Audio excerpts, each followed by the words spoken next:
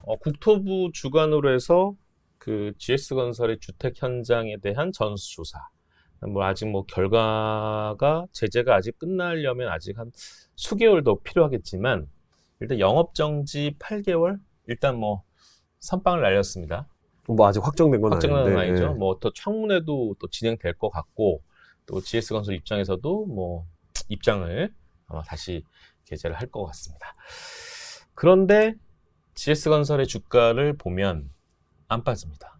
물론 차트 한번 보고 얘기할까요? 예, 보여주세요. 길게 먼 발치에서 보면 정말 눈물이 글썽글썽거리는 차트죠. 정말 한 폭의 그림 같은 계곡이 촥 세게 저 하늘 위로 솟는 것이 아니라 저 아래로. 자, 너무 심합니다. 건설주 최근에 이제 단기적인 흐름으로 보면 이제 이런 모습들인데, 일단 2만 원 초반대에서 이렇게 플랫하게 잘 버티던 듯 하다가 어딘가요? 그 검단인가요? 인천 검단 신도시 그 철근 관련된 문제로 인해서 무너지는 모습들입니다. 다시 화면 바꿔주십시오. 지금 건설주의 흐름들을 보면, 이민지 연구님 안녕하세요. 안녕하십니까. 예, 온 줄도 몰랐습니다. 네. 예, 오늘 여러 가지 좀 불편한 내용들을 좀 질문을 할 것 같거든요. 괜찮습니다. 2022년 1월에도 HD 현대산업개발의 그 슬픈 현장을 우리가 확인을 했고, 주가도 처참하게 무너졌고, 다시 GS건설까지도 이런 상황. 부동산 경기, 건설주가 악화되는 상황이 이어짐에도 불구하고 오히려 더 안 좋은 고춧가루를 뿌리는 그런 형국인데, 다 왔어요? 아니라고 봅니다. 아니라고 봅니까? 네. 그 이유는 뭐예요? 네. 그러니까 일단 기본적으로 부동산 시장에 대해서 약간 저희가 이제 보는 시각 자체는 최근에 물론 매매 가격이 오르긴 했지만 예. 사실은 수요가 따라오지 못하는 저는 가격 상승이라고 생각이 돼요. 그러니까 뭐냐면 저희 모두 느끼시잖아요. 월급은 그대로인데 모두 다 올랐잖아요. 최근에 그렇죠. 해장국 먹으러 갔다가 13,000원 내고 먹고 깜짝 놀라갖고. 그러니까 결국 제가 말씀드리고 싶은 거는 네. 가처분 소득은 모두가 빠졌습니다. 네. 근데 그 상황에서 부동산 가격은 더 오르고 있죠. 그러니까 이게 피크를 찍었을 때가 2021년인데 지금 2023년, 21년, 그러니까 2년 동안 저희의 삶을 비교를 해보면 물론 코로나였고 코로나가 이제 어느 정도 끝나면서 이제 전환되면서 활동들을 하기 시작하죠. 그러면 사실 소비는 더 늘었거든요. 네. 근데 그러니까 이걸 QP로 말하기는 좀 그렇지만 예. Q도 늘었고 P도 늘었잖아요. 그러니까 저희의 전반적인 소득은 그러니까 지출은 는 상태에서 소득은 그대로니까 가처분 소득은 빠지잖아요. 네. 실질 소득은. 그렇죠. 그런데 가격은 21년 수준이에요. 어. 그러니까 이게 어떻게 보면은 정말 무리해서 이제 집을 산다라는 거죠. 물론 지표들도 그런 걸 보여주고 있고. 네. 그게 결국은 일부 지역들, 이게 확장되지 못하고 일부 지역에 국한해서 부동산 가격이 오르고 있는 이유라고 생각이 되고요. 그러니까 이게 이제 시사하는 바는 결국은 부동산 시장이 굉장히 위태위태하다라는 거라고 저는 생각을 하고요. 당연히 건설사들 입장에서는 예전에 부동산 시장 좋을 때는 서울, 수도권, 지방 다 좋았잖아요. 네. 지금은 양극화가 심합니다. 그러면 건설사들의 예전에 이제 모습이라고 하면 지방, 수도권 모두 다 분양이 많았는데, 분양은 결국 매출을 의미하고요. 근데 지금은 한쪽 지역에서는 분양이 되지만 한쪽에서는 분양이 안 되는 모습이라면 외형은 당연히 줄어드는 게 맞다고 봐요. 거기에다가 두 번째 문제는 뭐냐면 매출이 점점 이제 줄어들 텐데 철근 가격, 시멘트 가격 지속적으로 인상 시도가 있고요. 전반적인 인건비들도 계속 물량이 몰리면서 올라가고 있습니다. 그러니까 원가 컨트롤도 안 되고 있는 상황이에요. 예.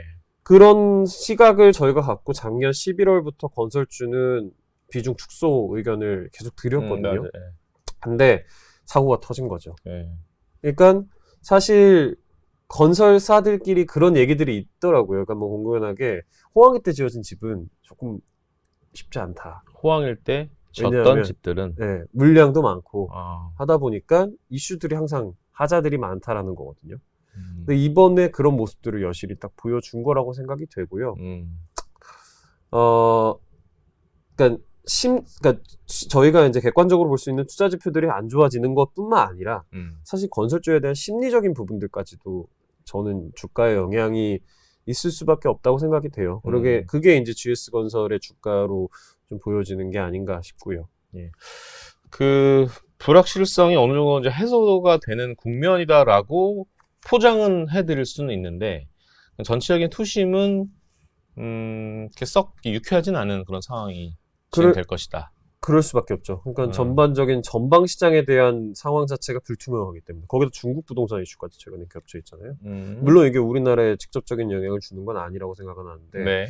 전방 시장까지 좋지 않은데 건설주가 싸기 때문에 사자라는 의견으로 연결되는 거는 어렵다라고 생각합니다. 근데 최근에 이제 이민재 연구원이 얘기했듯이 P 얘기도 했었고 Q 얘기도 했었는데 그 뭐라고 할까요? 이게 부동산 거래량, 그러니까 사고팔고에 대한 거래량은 좀 늘어나고 있어요. 올해 2023년 돼서 차트 하나 보여드릴까요? 그 LG 하우시스의 차트가 이래요. 그러니까 자, 건설주 우리 GS건설, 현대건설, 대우건설 이거 논외로 하고 LG 하우시스 주가 흐름 이렇게 이어지고 있고 하나 더 볼게요. 한샘 볼까요? 한샘이 최근에 이렇게 늘어나고 있어요. 누가 사는 거야? 그 연기금도 사고, 투신도 삽니다. 물론 이게 한샘 같은 경우는 이제 워낙에 좀 내부적인 상황이 좀 있긴 하죠. 대주주 이슈도 좀 있었고, 대표이사 교체로 인해서 여러 가지 주가 부양에 대한 회사 차원에서는 의지가 좀 강렬한데, 어쨌든 거래량이 늘어나다 보니까 이게 예를 들어서 이민재 연구원이랑 저랑 집 사고 팔고 계약을 하면 예를 들어서 오늘 한 8월 말에 계약을 했어. 우리 한 보통 석 달, 넉 달 뒤에 들어가잖아요. 그쵸? 그러니까 그때는 집도 좀 리모델링도 좀 하고, 요런 이슈가 있다 보니 요런 쪽에 대한 종목들은 그래도 제법 살아있는 생명력은 느껴지는데, 또 종목들 좀 몇 개 보죠. 건설주들 보면, 현대건설은 이렇게 길게 보면은, 역시 재미없지만 그래도 얘는 그래도 선방하네요. 이번 주 보면 이렇게 양봉, 얘는 다른 이슈가 있는 겁니까? 오늘 같은 경우에는 이제 건설 말고 이 회사가 홀텍이라고 하는 미국의 원전 해체 및 SMR 개발사랑 협력을 하고 있는데 원전 해체. 네, 기사에 이제 이렇게 났더라고요. 우리나라 최초의 미국향 SMR이 나간다 그러면서 이제 홀텍 현대건설이 나와서 다른 거 뭔가요? 두산 에너빌리티도 다시. 근데 우리 예전에 기억나시죠? 이민재 연구원이 한 16,000원 초반대 오면은 이렇게 좀 담고 2만 원대 오면은 좀 덜어내고 이런 그때 밸류에이션 얘기를 한번 했던 기억이 있는데 원전이 BHI도 좀 볼까요? 다시 바닥에서 좀 올라오는 그런 흐름들이 있는 모습도 원전 쪽. 그런데 대우건설이나 이런 쪽 보면은 여전히 바닥에서 탈출할 수가 없는 그런 모습들이 이어지고 있습니다. 다시 건설주에 대한 얘기를 좀 나눠보는데, 임지영 의원님, 이 건설주를 밸류에이션 지금 가지고 논하는 것도 이제는 지겨울 정도인데, 입에서 단내가 납니다. PBR, PER, 이게 지금 레포트 한번 보여줄래요? 이 GS건설 밸류에이션 보면은 좀 설명 좀 되실까요? 이게 그러니까 너무 싼데? 이게, 그러니까 제가 11월 작년에 의견을 꺾고 이제 정말 전화를 많이 받았어요. 근데 그때 이제 사람들이 저한테 건설을 그래도 사야 되는 거 아니냐라고 얘기를 할 때 제가 얘기했던 게 이 밸류에이션을 믿고 가면 안 된다. 그러니까 제가 실제로 레포트도 쓴 게 있는 게 건설이 지난 한 15년 동안 컨센서스를 몇 번 맞췄을 것 같아요. 그러니까 미트와 비트, 그러니까 10년 충족하거나 동안요? 상회하거나 한 경우가 두 번? 딱 한 번 있었어요. 한 번 있었어요? 그것도 GS건설 때문에 있었는데 왜 그랬냐면 2018년에 GS건설이 일회성 이익으로 한 2천억 이상이 들어온 적이 있었어요. 그때 한번 상회를 하고 다 하회했거든요. 평균 한 20% 정도. 그 말은 무슨 말이냐면 지금 밸류에이션이 물론 이제 제 숫자도 그렇지만 그러니까 건설주 추정에 어려움이 있는 게 매출 추정은 쉽습니다. 근데 비용 추정이 어려워요. 그리고 왜냐하면은 특정 프로젝트에서 일회성 손실이 발생했을 때 규모가 수백억 단위거든요. 그 말은 지금 밸류에이션이 3배, 4배다. 이거는 사실은 의미가 없다는 거고요. 자, 저 화면 좀 바꿔주세요. 이거 지금 심각한 상황이거든요. 왜냐면 지금 보유하신 분들 지금 마음이 무겁고 매수하시려고 준비하셨던 분들도 잘 들으셔야 될 것 같은데 일단 단기적인 전략을 좀 짜봅시다. 이 매매 전략을 할 때 이게 또 시클리컬이잖아요. 또 예를 들어서 중국의 부동산 어쨌든 틀어 막으려고 할 거고 그다음 낙폭 과대고 그다음에 악재 터진 거 죄다 다 터졌고 또 인재를 바라는 또 악재는 정말 나쁜 사람 아니겠습니까? 더 터질 수 있잖아. 또 사고 날 수 있잖아. 그런 거 말고 일단은 어쨌든 그런 인재가 발생하지 않는다는 전제하에라면 일단 바텀 피싱은 나올 수 있다. 단기 반등은 나올 수 있다. 어떻게 보세요? 가능성이 높진 않다고. 높지 않다? 네. 바텀 피싱 얘기를 지금 거의 한 9개월째, 거의 1년 가까이째 하고 있는데 모두들 사실 뭐 플러스 10%? 그러니까 GS건설도 지금 15,000원 레포트라고 지금 홀드 의견 목표 주가도 15,500원인데 하향이거든요. 어쨌든 가격만 보면 지금 14,000원대랑 15,000원대 이건 거의 뭐 제가 볼 때는 이민재 연구원은 건설학개론 레포트 계속적으로 업데이트하고 계신 분이지만 일단 버렸다라는 생각밖에 안 들어요. 보지 마라. 당분간 보지 마라. 이렇게 일단 작은 결론을 낼 건데 그럼 언제 봐야 될까라는 또 다 이 두 번째 질문이 들어올 수 있거든요. 언제 볼 건데? 너 계속 버릴 거야? 그건 아니잖아요. 언제 볼 건데? 이거죠, 질문이. 뭐가 필요한데, 너에게? 부동산 바닥 시그널이 좀 필요한 거. 부동산 바닥 시그널? 네. 가격적인 부분이 아니라 네. 미분양이나 뭐 이런 소위 부정적인 지표들이 더 나빠지지 않는 그런 상황이 일단은 저는 이거보다 더 나빠지지 않겠다라는 상황이 발생을 하고 네. 그 다음에 그 회복기에나 돼야지. 왜냐하면 2007년, 6, 7년을 한번 생각을 해보시면요. 2004년부터 부동산 가격이 오르기 시작했습니다. 네. 그리고 정부는 규제를 계속했죠. 네. 그러니까 가격은 오르는데 분양 물량은 이렇게 빠졌어요. 그리고 2006, 7년에 무슨 일이 있었냐면 가격이 쭉 오르는데 분양 물량은 역대 최저였거든요. 네. 근데 그 당시에 미분양이 올라가고 있었어요. 점점. 그리고 2008년에 서프라임 터지면서 가격도 빠지고 분양도 빠지고 미분양은 치솟는 그런 그림이 있었거든요. 그러니까 주린이들이 바라볼 때 부동산 가격에 대한 바닥 확인은 뭘로 판단을 할 수 있어요? 우리 주식하는 입장에서. 이게 가격?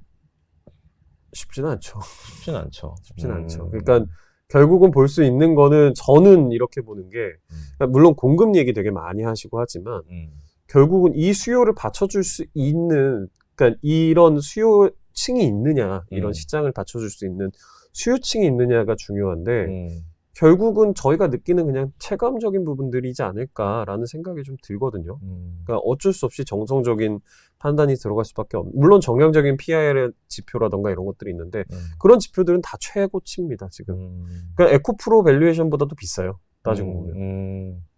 야 이거 지금 뼈 때리는 말이네요. 왜냐하면 생각해 보시면, 그러니까 서울시 중위값이 한 10억 가까이 되죠 이제. 근데 4인 가구 기준으로 평균 소득이 서울시 기준으로 한 7천만 원 정도 돼요. 그러니까 그것만으로도 이미 PIR이라고 하는 지표는 15배가 넘어가거든요. 근데 여기에 함정은 뭐냐면 그 7천만 원 전부 다 집에 쓴다라는 전제거든요. 그렇죠. 근데 저희가 느끼는 7천만 원은 더 이상 그 7천만 원이 아니잖아요. 그러니까 실질적인 PIR 지표, 그러니까 PR의 개념이랑 똑같은 거죠. 어닝 대비 프라이스니까, 인컴 대비 프라이스니까. 그러면 그거는 사실 지금 저희가 느끼는 거는 20배 이상인 거예요. 그러니까 부동산은 지금 현재 PR이 20배가 넘는 종목이에요. 그런 관점에서 봤을 때 부동산 시장이 사실 더 가기 위해서는 뭔가의 미래가 있어야 되는데 그런 부분들이 저는 지금은 부족하다라는 생각이 듭니다. 과거에 그 이민재 연구원을 비롯해서 건설 섹터를 담당한 애널리스트 레포트들을 보면 이런 제목으로 도배를 했어요. 국내 기대할 거 없으니 해외로 눈을 돌려라. 뭐 이런 얘기들이 있었을 때가 있었거든요. 그러면 국내 상황이 이렇다 쳐. 좋아. 지금 현재 상황에서 매출의 한 20%가 해외고 80%가 국내다 보니까 해외 수주에 대해서 좀 기대를 좀 해볼 수 있는 거는 좀 있지 않을까? 지푸라기 잡는 시점으로 좀 여쭤볼게요. 2008년에 그런 일이 터지고 나서 네. 2009년에 건설주들은 힘들었고, 물론 장 자체도 힘들었고요. 그리고 나서 2010년부터 그때 건설주가 한 번 더 튑니다. 그때가 무슨 일이 있었냐면 해외 수주가 들어오면서.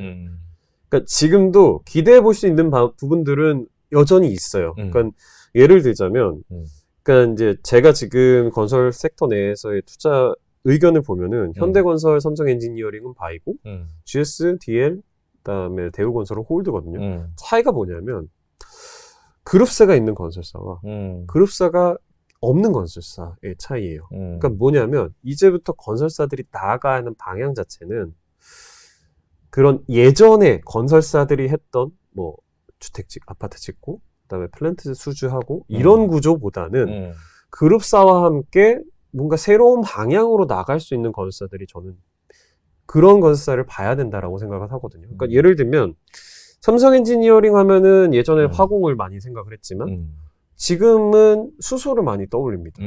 그럼 왜 수소를 떠올리냐? 삼성전자가 작년에 아리백 선언을 했죠. 차트 보여주세요. 아리백 선언을 했죠. 그리고 나서 삼성 엔지니어링의 방향성 자체가 예전에 그런 석유화학에 대한 비중보다는 이제는 삼성그룹의 신사업들을 케어한다라는, 그러니까 소위 그러니까 좀 말하면 굉장히 캡티브 물량들을 챙겨간다는 거죠. 근데 그런 방향으로 나가고 있고요. 현대건설 한번 보시면요.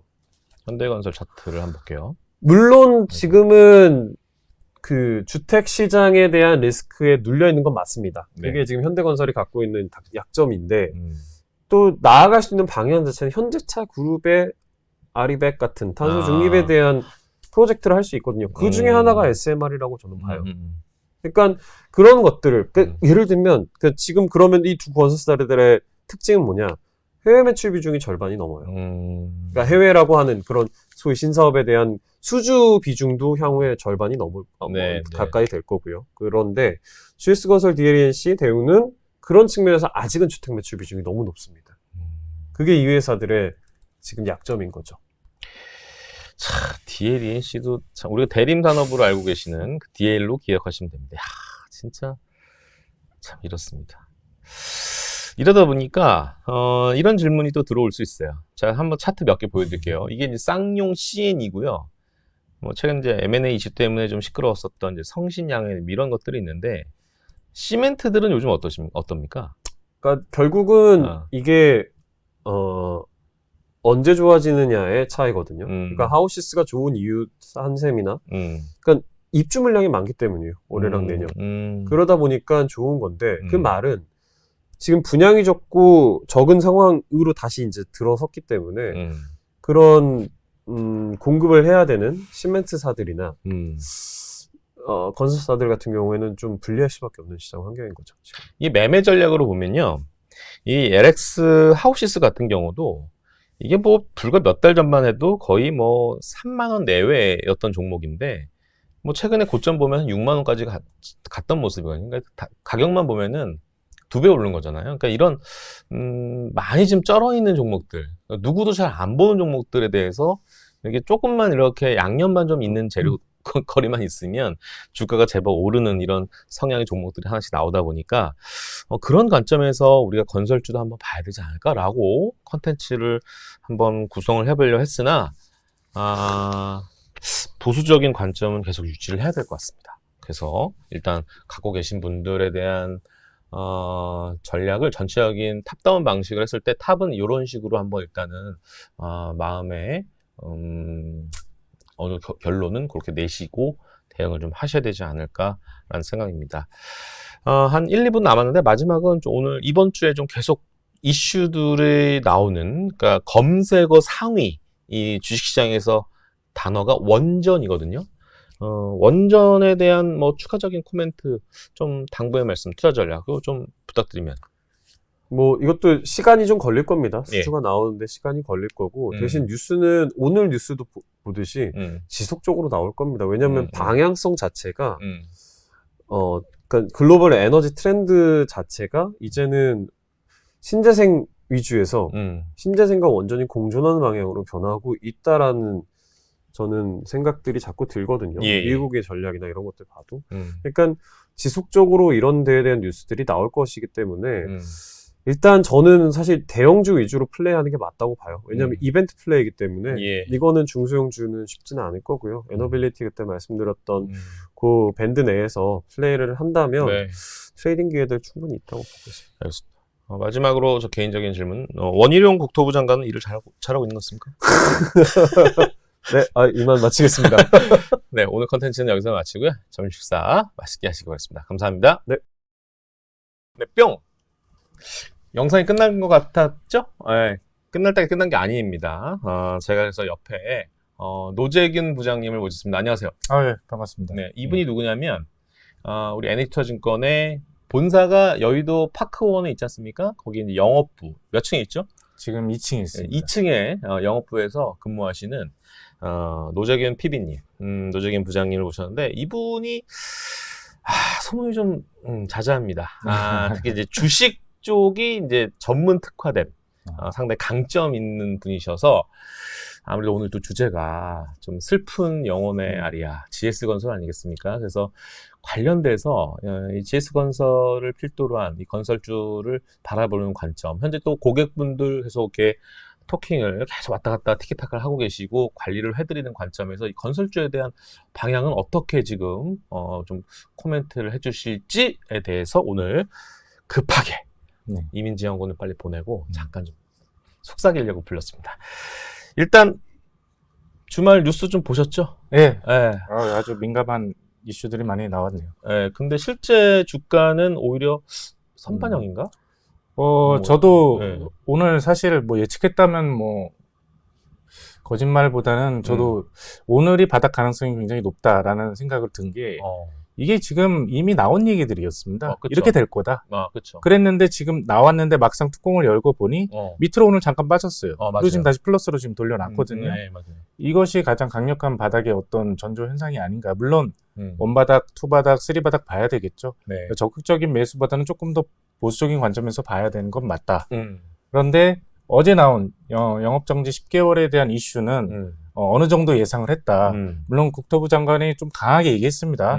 너희들 벌금으로, 과태료로 우리가 끝내지 않겠다.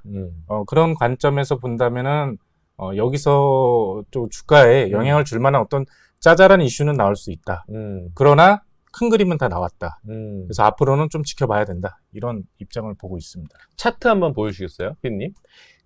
이게 이제 GS건설이 아니고 HDC 현대산업개발의 차트거든요. 뭐 보시면 아시겠지만 2022년에 급락하는 모습입니다. 뭐 당연히 어떤 사건이 있었는지는 다 알고 계셨을 텐데 무려 그림만 보자면 물론 뭐 건설주뿐만 아니라 이 시간 동안 어떤 그 매크로적인 변수들도 있었겠지만 거의 1년 한 반을 쉬었던 모습들의 산업개발 차트의 모습입니다. GS건설은 지금 뭐 작년 똑같이 보죠. 뭐 작년 1월달 기준으로 했을 때도 이때는 셌네요. 5만 원 정도였는데 지금 14,000원대니까 얘는 뭐 거기서 다시 2만 원에서 한 대 더 얻어 세게 맞았으니 이 정도면 다 빠진 거 아니야? 뭐 이런 지금 생각인 거죠. 근데 과연 보유자 또는 신규 매수를 노리는 이 고객분들에 대한 대응 어떻게 좀 말씀을 해주시나요? 이게 방금도 뭐 좋은 얘기를 해주셨지만 예. 그 HD 사태, 광주 아이파크 사태죠. 예. 그때 이후로 주가가 계속 흘러내렸고요. 실질적으로. 예. 그러다가 올해 초에 원바닥을 만들고 계속적으로 행보를 해왔습니다. 그리고 3월에 회사에서 자사주 매입을 발표를 했고요. 사실 저는 이거 되게 중요하게 보고 있거든요. 자사주 매입. 그리고 나서는 계속 주가가 꿈틀꿈틀 반등을 해오고 시장 분위기와 연결돼서 지금 하고 있는데 물론 기존 주주들 입장에서는 그렇게 만족할 만한 수준은 아닙니다. 그렇죠. 아직도 멀었고요. 예. 그런데 HDC가 조금 더 빠르다. 우리가 그 선행주자로 형님으로 좀 볼 수가 있다. 이렇게 좀 이해를 해주시면 되고요. 그러면 GS건설을 어떻게 대응을 해야 되느냐. 그게 이제 관건인데 저는 큰 그림으로 두 가지를 봅니다. 하나는 앞으로의 GS건설의 횡보인데 GS건설 자체에 대한 밸류를 일단은 측정을 해보면 올해 이미 2분기에 충당금 5천억을 넘게 쌓아놨습니다. 그래서 영업이익에서 다 상계를 시켜버렸고요.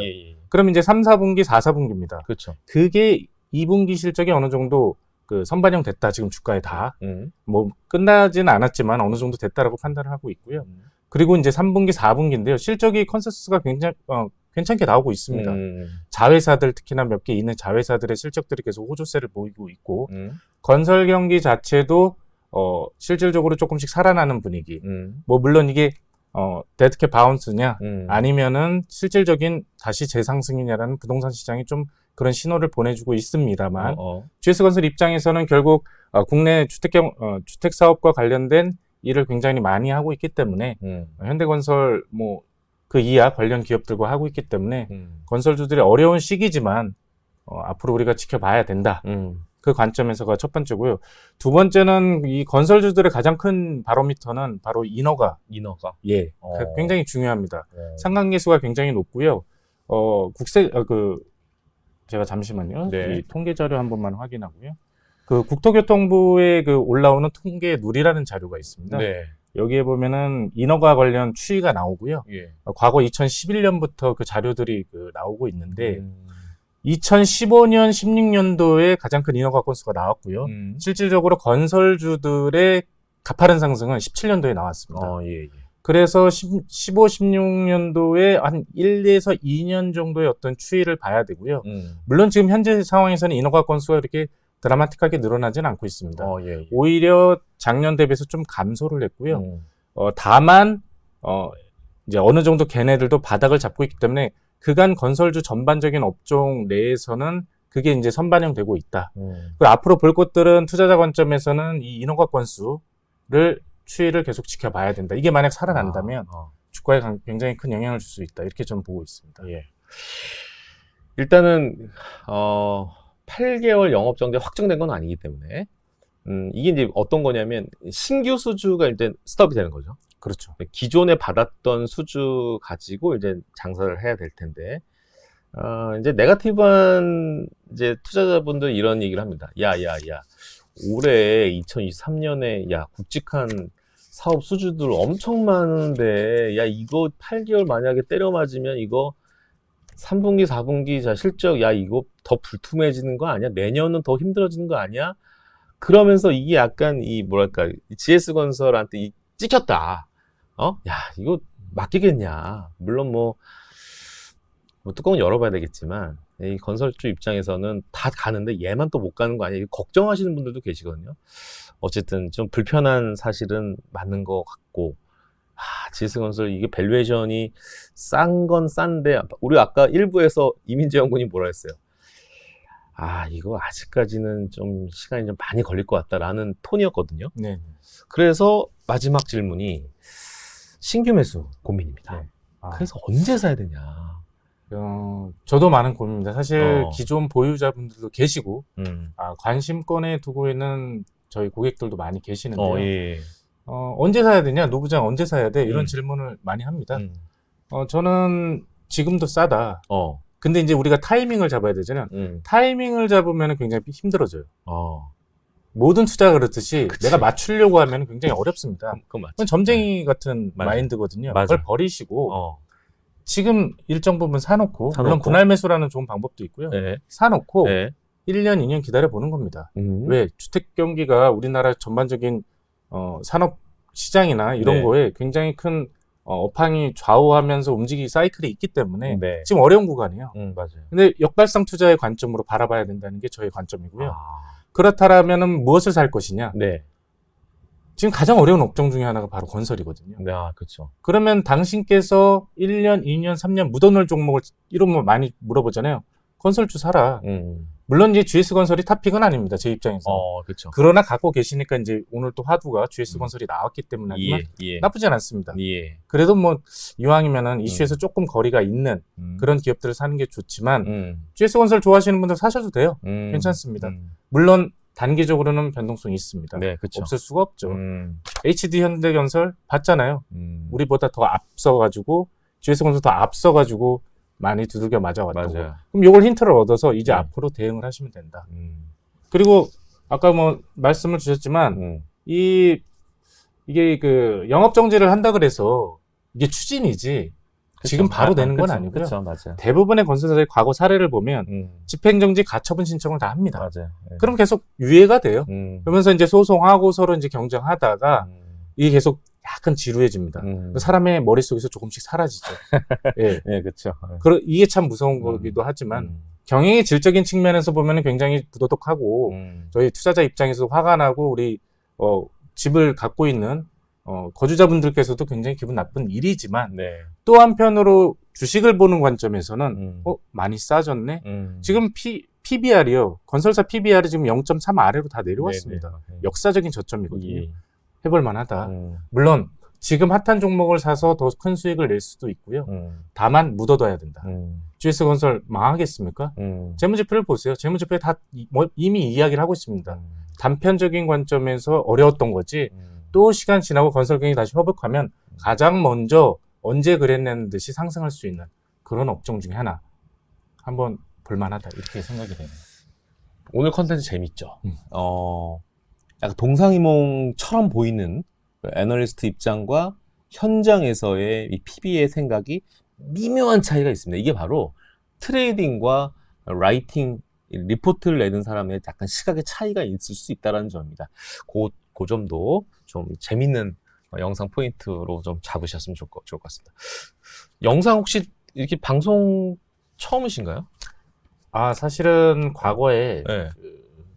몇 군데 출연도 해봤고요. 그쵸. 한번 경험이 있으신 분 같아요. 이게 보통이 아닙니다. 어쨌든 오늘, 사실은 이제 PB에 계시면서 제가 이제 건설주 하신다고 해서 이제 제가 임의로 이렇게 부탁드린 거지, 노재균 부장님이 건설주가 탑픽은 사실은 아니거든요. 그래서 마지막 질문은 그래도 이제 우리 고객님들이 좀 많이 보고 계시고, 그런 상황에서 또 이제 또 영상 보시다가 또 주식 관련돼서, 저 사람한테 한번 자산에 대해서 한번 상담을 받아야 되겠다. 뭐 영업부 가시면 됩니다. 2층에 있습니다. 근데 영상 오늘 나오셨으니까 지금 이제 8월 끝났습니다. 거의 이제 8월 막바지고 이제 추석을 앞두고 있는 시점에서 우리 하반기 어떤 쪽에서 좀 노셔라. 뭐 어떤 쪽 좀 잘 보셨으면 좋겠습니다.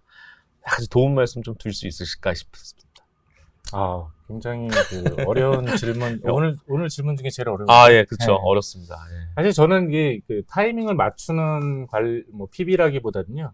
자산 배분과 이제 실적 밸류를 가지고 고객들에게 좀 리밸런싱을 주로 해가면서 투자하는 퀀트 투자를 많이 하고 있습니다. 그러다 보니 이제 개량적인 투자를 하다 보니 아무래도 이제 수치가 굉장히 중요하고요. 기업의 어떤 모멘텀 이슈, 물론 가격 모멘텀 같은 것도 넣으면 더 플러스 알파 수익이 붙어가지고 좋긴 한데, 그래도 지금 말씀 주셨으니까 나왔으니, 올해 하반기 저는 시장이 어떻게 된다 한들, 결국에 주도주의 격은 반도체가 좀 쥐고 있지 않나.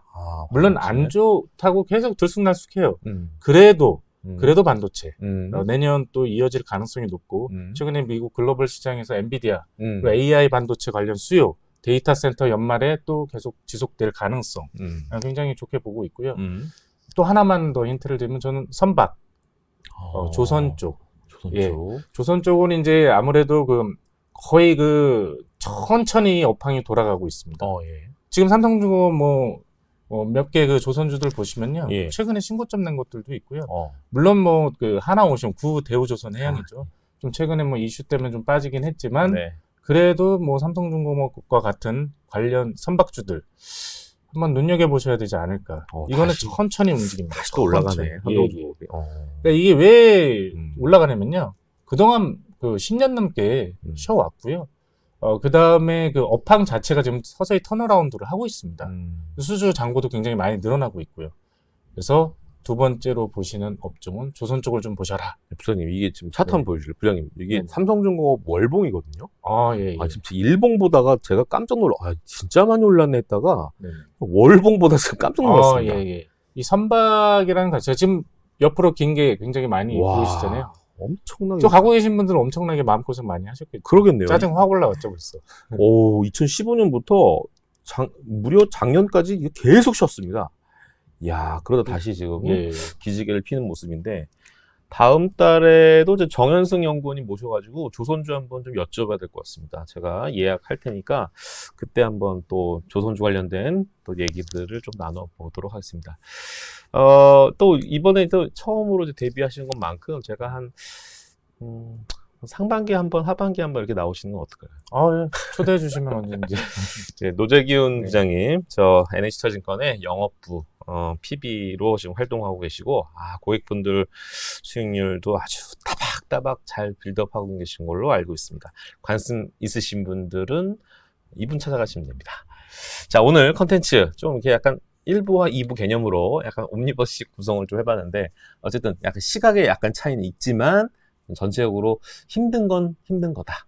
뭐 이런 전체적인 분위기 확인을 했고, 투자 전략은 이렇게 좀 약간 세부적으로 디테일하게 좀 운용하시면 좋을 것 같습니다. 오늘 컨텐츠는 여기서 마치겠습니다. 이번엔 진짜 끝납니다. 인사 나누겠습니다. 감사합니다.